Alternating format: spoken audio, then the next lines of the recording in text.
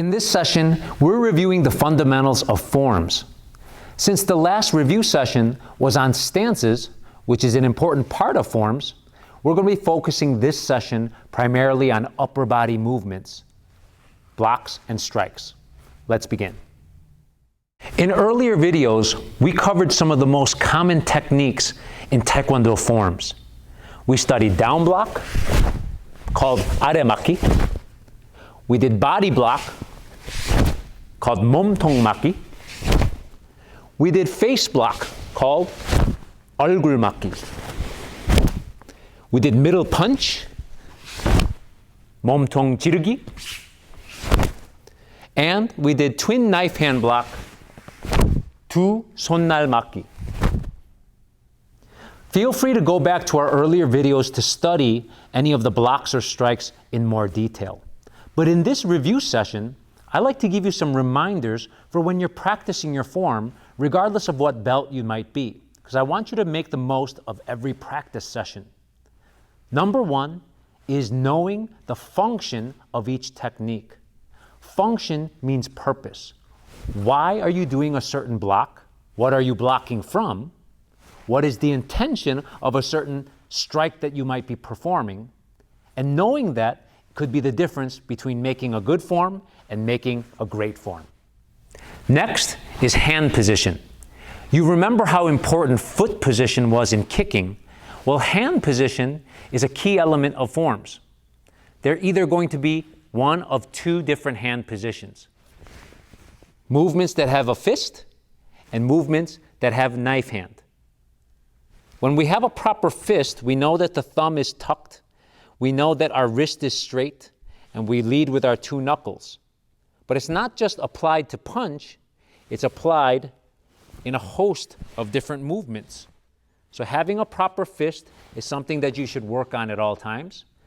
And in knife hand, as a review, our fingers come together, our thumb on the side with an open palm and a slight curl at the top. Now, in different movements, we could have some different wrist angles, but generally the hand position will be the same when we do any movement with a knife hand. Last, I encourage you to understand placement. Placement means knowing where to aim your moves. Once you know the technique and you understand the function, you know the hand positions, then be very meticulous about where that hand is supposed to go. So in a body block like this, I would make sure that my students have that hand equal to the shoulder. Not too low, not too high, not too short, and not too long. Face block, not covering the face, not exposing the face, but at the correct height with the proper angle.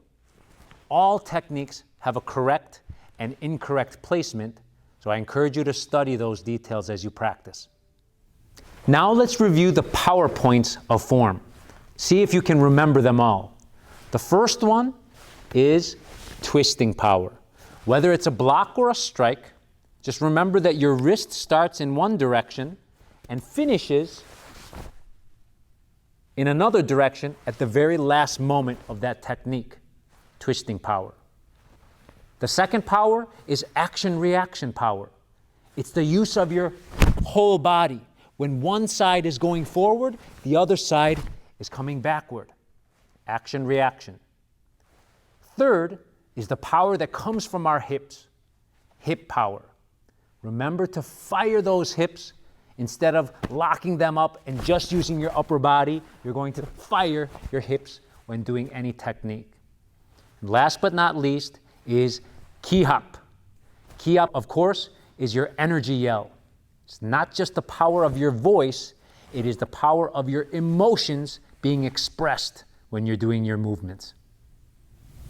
The last aspect of forms that I'd like to review for you is ready motion and main motion. It's a simple concept. Ready motion is the before, main motion is the after.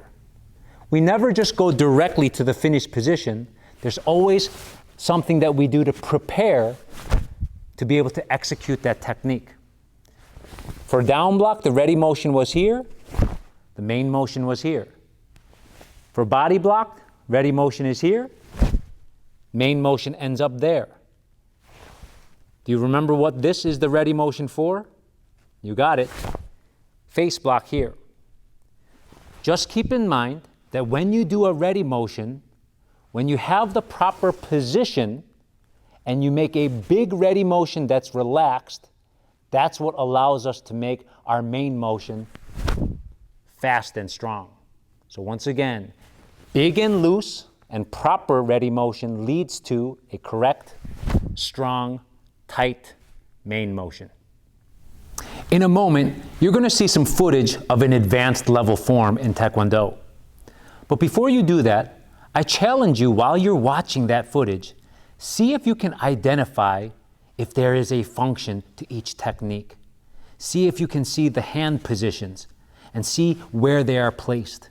See if there's power being generated with twist and action-reaction power hip, and feel the emotion of the key hop.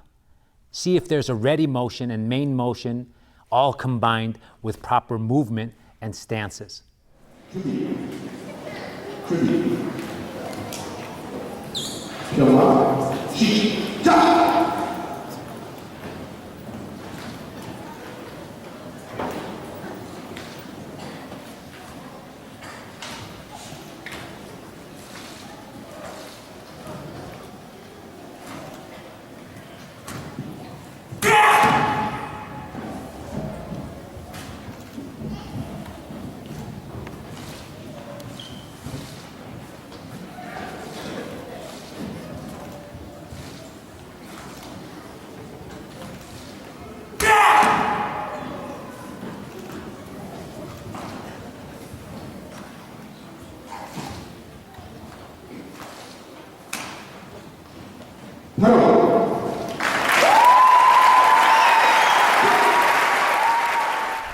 I hope this was a helpful review for you, and you received some motivation and plenty of things to work on when you're practicing your form.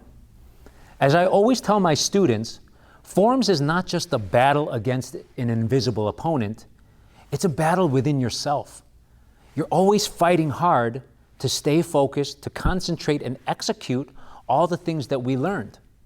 It's not easy, and it requires lots of patience, lots of practice. Keep working hard, and I'll see you in the next one.